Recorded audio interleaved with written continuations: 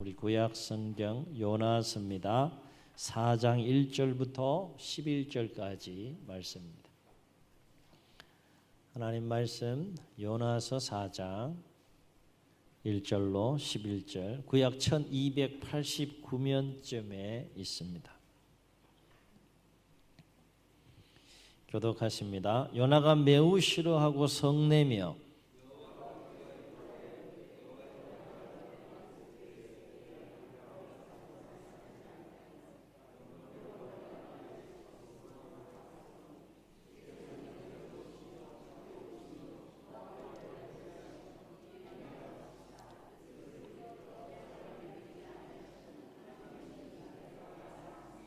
여호와여, 원하건대 이제 내 생명을 거두어 가소서. 사는 것보다 죽는 것이 내게 나음이니이다 하니,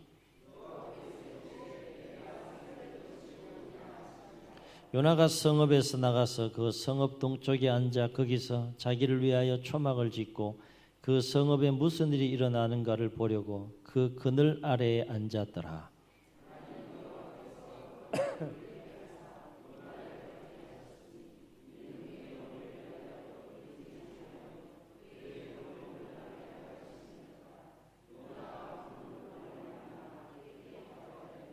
하나님이 벌레를 예비해서 이튿날 새벽에 그 박넝쿨을 갉아먹게 하심에 시드니라.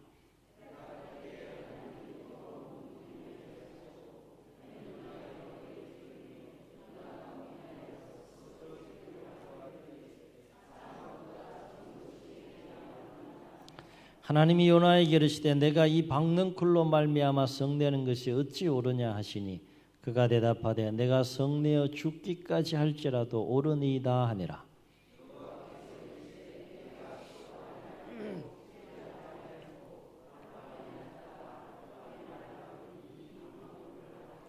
하물며 이 큰 성읍 니느웨에는 좌우를 분별하지 못하는 자가 12만여 명이요 가축도 많이 있나니 내가 어찌 아끼지 아니하겠느냐 하시니라. 아멘. 오늘 말씀은 그 유명한 요나 선지자에 관한 이야기입니다. 요나서는 총 1장부터 4장까지 되어져 있는데, 이 요나서를 통하여서 하나님의 마음이 어디를 향해 있는지, 이 시대 가운데에 하나님의 마음이 어디를 향해 있는지, 우리의 마음은 어디를 향해 있는지 함께 돌아보고 함께 기도하는 시간을 가지려고 합니다. 요나는 북왕국 이스라엘의 최고 정성기였던 제13대 왕인 여로보암 2세 때에 활동했던 아모스 선지자, 호세아 선지자와 동시대에 활동했던 선지자입니다. 이 아모스와 호세아가 북왕국 이스라엘에서 활동했던 선지자라고 하면, 요나는 이방 나라인 아수르의 수도인 니느웨에서 활동했던 선지자라 할 수 있습니다. 이 동시대의 남왕국 유다에는 누가 예언 활동을 하고 있었는가 하면, 이사야와 미가 선지자, 그 유명한 이사야와 미가 선지자가 동시대에 활동하고 있었습니다. 오늘 말씀 보면 요나는 하나님께 몹시 화가 나 있는 모습을 볼 수 있어요. 정말 화가 나 있는 이 요나의 모습을 보게 됩니다. 요나의 마음이 하나님으로 인해서 부글부글 끓는 그런 요나의 모습을 볼 수 있는데, 이유는 하나님께서 요나가 그렇게 싫어하는 이방 나라 아수르의 수도 니느웨에 가서 임박한 그 아수르의 수도인 니느웨의 심판에 관한 말씀을 선포하게 함으로 회개를 촉구하는 말씀을 전하라. 그게 너무너무 싫었던 거예요. 그러나 아시다시피 요나는 하나님 말씀에 순종합니까? 바로 순종합니까? 아니면 거역합니까? 불순종하죠. 거역해서 1장과 2장을 보게 되면 그 하나님의 낯을 피해서 어떻게든 니느웨를 가지 않게 발버둥 칩니다. 그래서 다시스로 가는 배에 올라타게 되고, 하나님께서 개입하셔서 큰 풍랑이 이는 가운데 바닷속에 던져지게 되죠. 그리고 하나님께서 준비해 놓으신 큰 물고기 뱃속에 들어가 3일을 살다가 육지로 토해져서 결국 어디로 가요? 니느웨로 갑니다. 가라고 할 때 가는 게 좋아요. 또 얻어맞고 요다는 지금 니느웨로 가게 되는데 그러나 3절과 4절에 보게 되면 3장 4절에 보게 되면 요나는 하나님 말씀에 순종해서 니느웨 가서 하나님 말씀을 전하기는 전하는데 아주 성의 없이 전해요. 열정도 없고 사명감도 없이 마지못해서 그냥 얻어맞은 데다가 또 안 하면 안 되니까 그렇게 성의 없이 열정 없이 사명감 없이 하나님의 말씀을 선포하는 요나의 모습을 3장을 통해서 보게 됩니다. 그러한 모습을 어떻게 설명해 놓고 있는가 하면 니느웨 성은 다 돌려 그러면 3일 정도는 돌아야지 다 돌 수 있는 큰 성읍이라고 그랬어요. 그런데 요나는 며칠 돌았다고 했습니까? 고작 하루 돌고 만 거예요. 요나의 마음을 엿볼 수 있는 부분이라 할 수 있습니다. 왜 그렇게 했느냐? 두 가지 중요한 이유를 생각해 볼 수 있는데 하나님의 말씀을 전하라 그래서 니느웨 가서 전하기는 전했는데 요나의 마음속에는 어떤 마음이 있는 거예요? 이 니느웨는 반드시 멸망해야 된다. 여러분 가만 생각해 보세요. 하나님 말씀을 전하면서 멸망해야 된대. 그 마음이 요나의 마음속에 지금 계속 역사하고 있는 거예요. 또 한 가지 이유는 뭔가 하면 행여나 하나님의 말씀을 전했을 때에 니느웨 사람들이 그것을 듣고 회개함으로 말미암아 그 모습을 보고 하나님께서 심판과 재앙에 대한 뜻을 돌이켜서 니느웨의 은혜를 베푸실 것에 대한 불길한 예감이 충만하게 요나의 마음속에 막 들어오는 거예요. 이게 하나님의 선지자가 지금 가지고 있는 마음이에요. 마음. 그런데 3장 5절로 10절에 보면 요나의 불길한 예감은 100% 적중합니다. 요나가 니느웨에 임할 임박한 심판에 대한 하나님 말씀을 전했을 때 요나의 각본대로라면 어떻게 돼야 돼요? 하나님 말씀을 니느웨에 가서 막 전했어요. 어쨌든 성의 없이 전했지만 전했어요. 그럼 어떻게 해야 돼요? 요나를 무시하고 하나님 말씀을 무시하고 멸시하며 적대함으로 말미암아서 결국에는 그 니느웨 성이 탁 요나가 생각하고 각본대로 멸망해야 되는데 이게 어찌된 일인지 어떤 일이 발생합니까? 성의 없이 전했음에도 불구하고 백성을 비롯해서 왕에 이르기까지 금식을 선포하면서 회개하는 일이 막 벌어지는 거예요. 기뻐해야 돼요? 아니면 화가 나야 돼요? 할렐루야. 요나는 화가 나는 거예요. 계속. 그런데다가 어쨌든 니느웨 사람들이 하나님의 요나를 통해 전한 하나님의 말씀을 듣고 회개를 했음에도 불구하고 어쨌든 하나님께서는 재앙을 내리시기로 그리고 심판하시기로 뜻을 정하셨기 때문에 자비를 베풀지 않고 긍휼을 베풀지 않고 어쨌든 간에 그 니느웨를 멸망시켜야 되는데 하나님의 마음이 바뀌신 거예요. 하나님의 뜻이 바뀌는 거예요. 재앙을 내리지 않고 은혜를 베푸시는 모습을 보고 또 요나가 속이 부글부글 끓습니다. 그래서 이러한 상황 속에서 오늘 말씀 4장 1절로 2절에 보면 요나는 너무나 화가 나고 분통이 나서 하나님께 따지듯이 항의하면서 이렇게 기도합니다. 4장 1절로 2절을 다시 한번 읽겠습니다. 시작.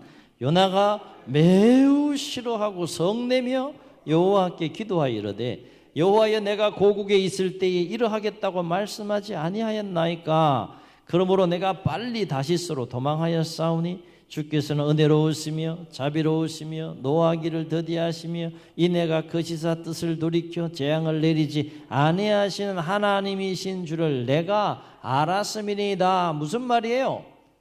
하나님 내가 그럴 줄 알았어요. 이 얘기예요. 하나님 나더러 니느웨 성에 가가지고 가기 싫은 니느웨 성에 가가지고 하나님 말씀을 선포하라고 말씀하셨으면서 애초부터 나를 보낼 때부터 하나님은 니느웨 성을 멸망시키지 않으려고 작정하신 거 내가 고국에 있을 때 내가 이미 알았어요. 하나님 내가 그럴 줄 알았어요. 이런 이야기예요.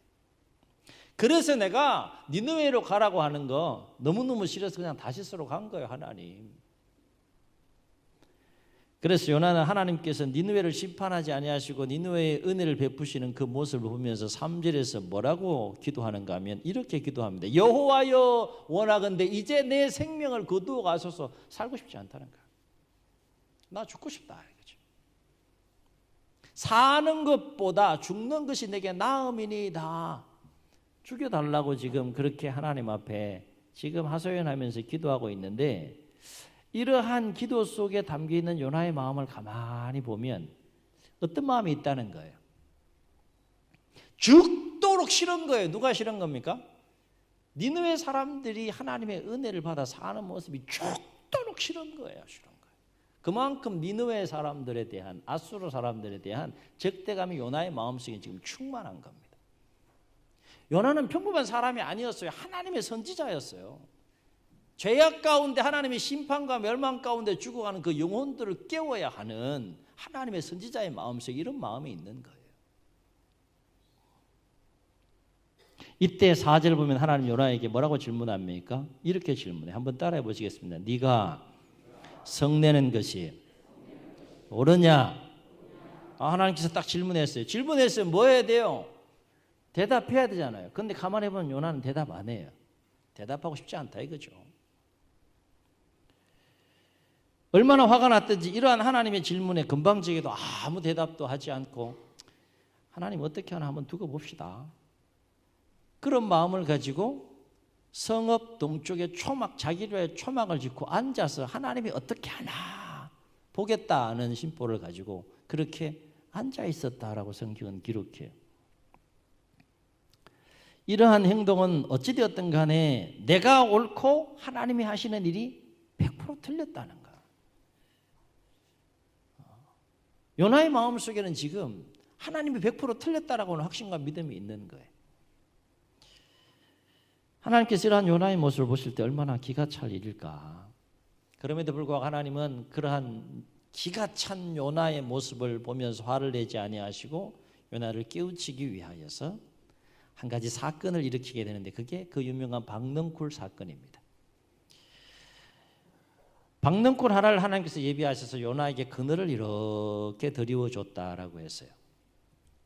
요나가 지은 그 초막 위에 그늘을 이렇게 드려 주니까 얼마나 시원해. 그래서 6절을 보면 그 일로 말미암아 요나가 크게 기뻐했다라고 했어요.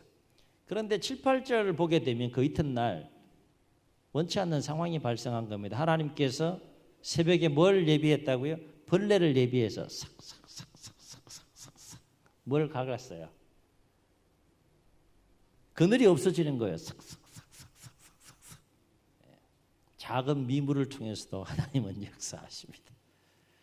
그래서 벌레로 하여금 박넝쿨을 갉아먹게 해요. 그리고 해가 뜰 때에는 뜨거운 동풍을 일으켜서 해가 정면으로 그냥 요나 머리 위에 쬐게 했다라고 했어요. 그랬더니 요나가 다시 한번 하나님께 버럭 화를 내면서 뭐라고 하소연했다고 했습니까?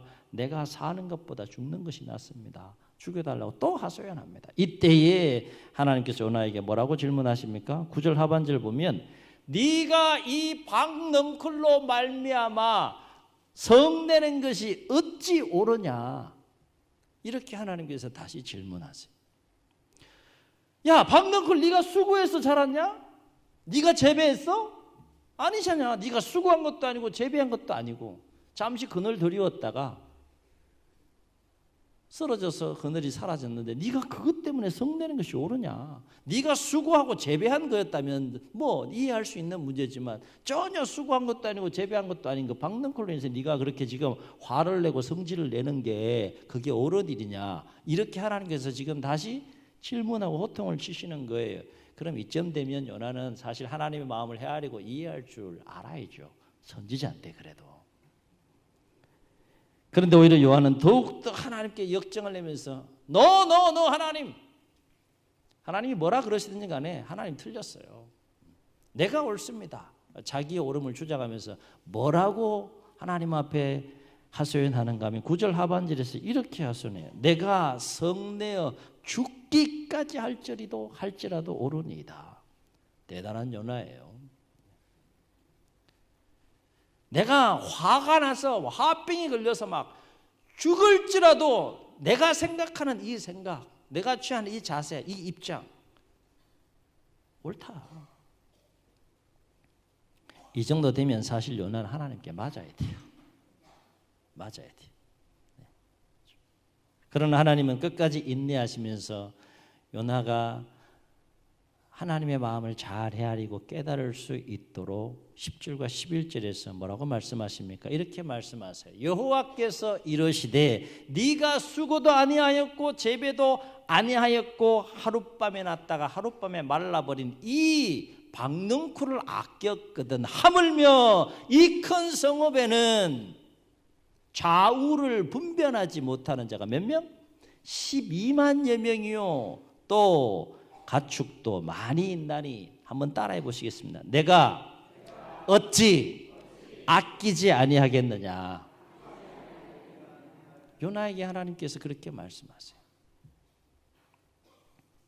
하나님께서 보실 때 요나의 마음이 얼마나 옹졸하고 얼마나 작은지를 알 수 있을 뿐만 아니라 이렇게 말씀하신 하나님 말씀에 우리가 숙연해 줄 수밖에 없는 거예요.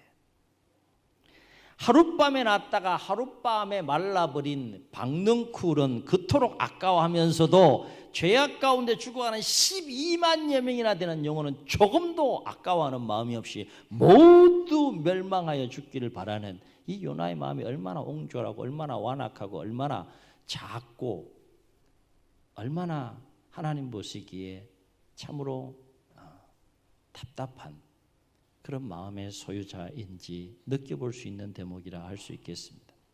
어려운 질문 제가 하나 드리겠습니다. 1부 때도 제가 드렸는데 여러분 박넝쿨이 더 귀해요? 아니면 12만의 영혼이 더 귀해요? 되게 어려운 질문인데 요나는 이게 굉장히 어려운 질문이었어요. 어느 정도 요나에게 어려운 질문이었는가 하면 자기의 목숨을 담보하기까지 박넝쿨이 더 아깝게 여겼던 사람이 요나였어요. 요나. 12만의 그 죽어가는 영혼은 이 박넝쿨, 자기의 그늘을 드리웠다가 다시 사라졌던 그 박넝쿨만도 못한 존재 가치였어요. 요나는 그렇게 어려웠던 거예요. 우리 서산중앙교회는 정말 쉬운데 그죠? 요나는 어려웠던 거예요. 어떻게 12만여 명이나 되는 그 영혼과 박넝쿨 하나를 비교할 수 있겠어요? 하나님의 선지자라고 하는 자가 박넝쿨 하나 때문에 12만여 명의 그 죽어가는 영혼이 다 멸망하기를 바라는 마음을 가지고 그 영혼들을 대한다는 것이 하나님 보시기에 얼마나 안타깝고 얼마나 답답한 마음이겠냐라고 하는 겁니다. 하나님의 자녀와 백성들은 마음이 넓어야 합니다. 아멘. 마음이 넓어야 돼요. 누구의 마음을 닮아가기 때문에? 하나님의 마음을 닮아가기 때문에 마음이 넓어야 돼요. 여러분 한번 생각해 보세요. 내가 미워하고 증오하는 사람, 심지어 원수라고 여겨지는 사람까지도 사랑하라고 말씀하고 계시는 하나님 말씀을 내가 실천하려 그러면 마음이 넓어야 돼요. 작아야 돼요. 마음이 넓어야 돼요. 오늘 요나와 같은 마음을 가지고서는 결코 그와 같은 삶을 살아낼 수가 없는 것이죠. 여러분 모든 민족을 품으려 그러면 마음이 넓어야 돼요. 작아야 돼요. 마음이 넓어야 돼요. 격려하시고 한번 축복하시겠습니다. 넓은 마음을 가집시다. 마음이 넓으면 어떤 상황, 어떤 상대를 만나도 다 소화해낼 수 있는 소화력이 생기는데 그렇지 않으면 마음이 요나처럼 불편해지는 겁니다. 소화력이 없는 거예요. 소화력이. 넓은 마음을 가질 수 있기를 주의 이름으로 축원합니다. 사랑하는 성도 여러분, 그렇다면 왜 요나는 그토록 화가 나서 죽고 싶을 만큼 니느웨 사람들에게 하나님의 심판이 임하지 않고 하나님의 은혜가 임하는 것을 그토록 싫어했을까? 두 가지 중요한 이유를 생각해 볼 수 있어요. 첫째는 요나는 잘못된 선민의식에 빠져 있었다는 거예요. 이를테면 구원은 오직 이스라엘에게만 임해야 하는 것이고 하나님은 오직 이스라엘 백성만을 위한 하나님이 되어야 한다라고 생각을 했던 사람이 요나였다는 거예요. 한마디로 이방인에게는 절대 구원이 임해서는 안 되고 또 임할 수도 없다라고 생각했던 사람이 요나였다는 거예요. 당시 유대인들의 가지고 있었던 사고방식이었다는 것이죠. 오직 이스라엘만의 하나님의 백성이라고 여겼다라고 하는 것입니다. 얼마나 이기적이고 얼마나 오만한 생각이에요. 여러분, 이런 마음과 생각을 가지고 있는데 니느웨 가고 싶겠어요? 가고 싶지 않겠어요? 가고 싶지 않은 거예요. 여러분, 하나님의 은혜와 구원이 나와 우리들만을 위한 것입니까? 특정한 소수의 부류들만을 위한 것입니까? 그건 잘못된 거죠. 하나님은 모든 인류를 창조하신 분이시기 때문에 특정한 부류에게만 은혜를 베풀고 특정한 부류만 구원을 하시는 분이 아니시라는 거예요. 그런데 하나님께 선택받은 모든 민족을 위해서 선택받은 이스라엘 백성들이었음에도 불구하고 잘못된 선민의식을 가짐으로 말미암아 선지자였던 요나 선지자마저도 잘못된 선민의식과 구원관을 가지고 지금은 이방 민족, 이방 나라들을 지금 바라보고 있는데 하나님께서 오늘 그 잘못된 그 가치관, 구원관, 선민의식을 지금 깨뜨리고 계시는 모습을 요나서를 통해서 우리가 목격할 수 있다라고 하는 것입니다. 사랑하는 성도 여러분, 요나는 왜 니느웨 사람들을 그토록 미워하고 싫어했을까? 또 한 가지 중요한 이유가 있어요. 머지않아서 이 아수르는 북왕국 이스라엘을 멸망시키기 위해서 하나님께서 사용하실 하나님의 심판의 도구로 하나님께 쓰임받는 사실을 요나는 알았다는 거예요. 앞서 언급했듯이 요나는 북왕국 이스라엘의 아모스와 호세아 선지자와 함께 동시대에 활동했던 선지자라고 했습니다. 남왕국 유다에는 이사야 선지자와 함께 활동했던 예언자라고 했습니다. 그런데 성경을 보게 되면 이 호세아와 아모스 선지자는 이미 머지않아서 북왕국 이스라엘이 이방 나라에 의해서 멸망할 것에 대해서 예언하고 있습니다. 그리고 이사야 10장 5절에 보게 되면 그 이방 나라가 다른 나라가 아니라 아수르 제국인 것에 대해서 예언하고 있는 모습을 보게 돼요. 이사야 10장 5절에 보게 되면 아수르 사람은 화 있을진저 그는 내 진노의 막대기요 그 손의 방망이는 내 분노라 이렇게 예언하고 있는 모습을 보게 돼요. 자, 요나가 동시대에 활동했던 이러한 하나님의 선지자들의 예언의 이 내용들을 알았을까요? 몰랐을까요? 알았을 거라는 거죠. 그러니까 이미 알고 아수르가 북왕국 이스라엘을 머지않아 쳐서 하나님의 심판의 도구로 쓰임받을 사실을 아는 상황 속에서 하나님께서 지금 명령하기를 니느웨로 가라고 가서 하나님 말씀을 선포하라고 하니 요나의 마음속이 지금 어떻게 했어요? 부글부글 끓는 거예요. 이방인이 구원받고 하나님의 은혜를 받는 것도 싫은데 심판의 도구로 쓰임받는 하나님의 백성, 하나님의 선민인 이 이스라엘 백성들을 심판하는 심판의 도구로 쓰임받는 니네에 가서 하나님 말씀을 전하라. 너 하나님 난 할 수 없습니다. 그렇게 요나서의 이야기는 시작이 되는 거예요. 사랑하는 성도 여러분, 오늘 말씀을 통해서 우리가 주목할 것이 뭘까요? 비록 나는 그렇지 않다고 할지라도 하나님은 한번 따라해 보시겠습니다. 모든 사람이 회개하고 구원받기를 원하신다. 아멘. 아멘. 모든 사람이에요. 모든 사람. 왜냐하면 하나님은 나만 아끼시는 분이 아니라 모든 사람을 아끼시는 분이시기 때문에 그렇습니다. 아멘. 그런데 문제는 내 안에 과연 모든 사람을 아끼는 이 하나님의 마음이 내 안에 있느냐? 내 안에 있느냐? 아끼는 마음. 모든 사람을 아끼는 마음이 내 안에 있느냐? 오늘 요나의 가장 큰 문제는 뭡니까? 요나는 잘못된 선민의식과 잘못된 구원관을 가짐으로 말미암아서 자기가 사랑하는 동족은 끔찍히 사랑했을지 몰라도 정작 그 동족을 넘어서 모든 사람을 아끼시는 하나님의 마음을 품지 못했다는 거예요. 그러면 누구나 다 요나와 같은 삶을 살 수밖에 없다는 겁니다. 그러나 우리가 여기서 하나님의 구원과 관련하여 분명히 기억해야 할 것은 하나님은 나를 넘어서 우리를 넘어서 우리가 사랑하고 좋아하는 사람을 넘어서 심지어 내가 미워하고 정오하고 적대하는 사람까지도 아끼는 마음을 가지시기를 하나님은 원하신다는 거예요. 아멘. 아멘. 여러분, 쉬워요, 어려워요? 내가 미워하고 내가 정오하는 그 사람에 대하여 아끼는 마음을 갖는다. 쉬워요, 어려워요? 어렵습니다. 아끼는 마음. 미워하는 사람에 대하여 아끼는 마음을 갖는다. 하나님의 마음이 아니고서는 힘이 어려운, 품는 일에 힘이 어려운 마음이 아끼는 마음인 거죠. 그러려면 우리는 끊임없이 모든 사람을 아끼시는 하나님의 마음을 품을 수 있어야 한다는 거예요.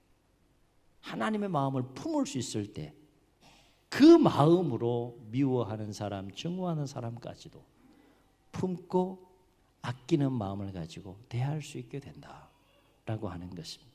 그러려면 내 뜻과 달라도 하나님의 뜻을 수용하고 받아들이는 자세가 적극적으로 필요하고, 두 번째는 사사로운 감정이나 생각을 버릴 수 있어야 한다는 거예요.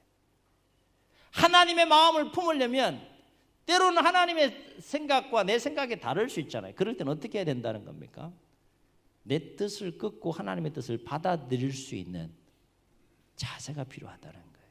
그렇지 않으면 결코 하나님의 마음을 품을 수 없다는 겁니다. 사사로운 감정에 사로잡힌 자가 하나님의 마음을 품을 수 있겠습니까? 결코 품을 수가 없는 거죠. 신앙생활 하다 보면 그런데 이 두 가지 문제로 인해서 때로는 내 뜻이 하나님의 뜻보다 더 크게 여겨질 때가 있다는 거예요. 있다는 거예요. 사사로운 감정이 하나님의 뜻보다, 하나님의 생각보다, 하나님의 마음보다 더 크게, 더 중요하게 여겨질 때가 있다는 거예요. 있다는 거예요. 있다는 거예요. 여러분, 내 생각이 큽니까? 하나님의 생각이 큽니까? 내 감정이 더 중요합니까? 하나님의 뜻과 마음과 생각이 더 중요합니까? 입술로는 그렇게 우리가 고백하고 싶지만 실질적으로 우리 신앙생활을 해서 가만히 보면 내 뜻이 하나님의 뜻보다 더 크게 여겨지고 더 중요하게 여겨질 수 있다는 거예요. 요나가 지금 그러고 있는 겁니다. 내 사사로운 감정이 하나님의 마음과 하나님의 뜻보다 더 중요하게 여겨질 때가 있다는 거예요. 요나가 지금 그러고 있는 거예요. 죽을지라도, 성내어 죽을지라도 옳다라고 지금 우기고 고집 피우는 이 요나의 모습은 요나의 모습만이 아니라 오늘 우리의 모습일 수도 있다라고 하는 거예요. 왜 신앙생활하면서 우리 실족합니까? 내 감정이 더 크게 느껴지는 거예요. 내 생각이 더 크게 느껴지는 거예요. 하나님의 뜻보다, 하나님의 생각보다 반드시 넘어집니다. 반드시 실족합니다. 사랑하는 성도 여러분, 혹 내가 사랑으로 품어야 될 대상 중에 나를 미워하거나 혹은 내가 미워하고 증오하는 사람들이 있습니까? 혹 내가 복음을 전해야 될 대상 중에 나를 미워하거나 증오하거나 혹 내가 미워하고 증오하는 사람들이 있습니까? 그러면 반드시 요나를 향하여서 말씀하시던 이 하나님의 음성에 귀를 기울이고 그 하나님의 음성을 반드시 들어야 할 줄로 믿습니다. 무슨 음성이냐? 네가 그들로 말미암아 성내는 것이 옳으냐? 네가 너를 미워하고 혹은 네가 미워하는 자들로 말미암아서 성내는 것이 옳으냐? 내가 어찌 그들을 아끼지 아니하겠느냐? 내가 어찌 그들을 아끼지 아니하겠느냐? 너는 미워할지 몰라도, 너는 정오할지 몰라도, 너는 적대할지 몰라도 내가 어찌 그들을 아끼지 아니하겠느냐? 이 하나님의 음성에 귀를 기울이고 들어야 할 줄로 믿습니다. 한번 따라해 보시겠습니다. 네가 성내는 것이 옳으냐? 내가 어찌 아끼지 아니하겠느냐? 바로 없기는 우리 모두 이 음성을 듣고 모든 사람을 아끼시는 하나님의 마음을 품고 서로를 더욱더 사랑하며 아울러 더욱더 많은 죽어가는 영혼들에게 복음을 전하며 삶을 살아갈 수 있는 우리 모두가 될 수 있기를 주의 이름으로 축원합니다. 축원합니다. 우리 말씀을 기억하시면서 우리 기도하는 마음으로 함께 찬양하시고 통성으로 우리 함께 기도하시겠습니다.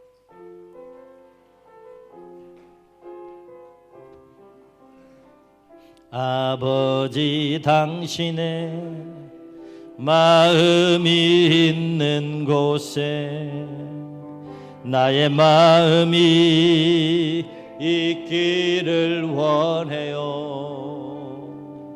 아버지 당신의 눈물이 고인 곳에 나의 눈물이 고이길 원해요. 아멘.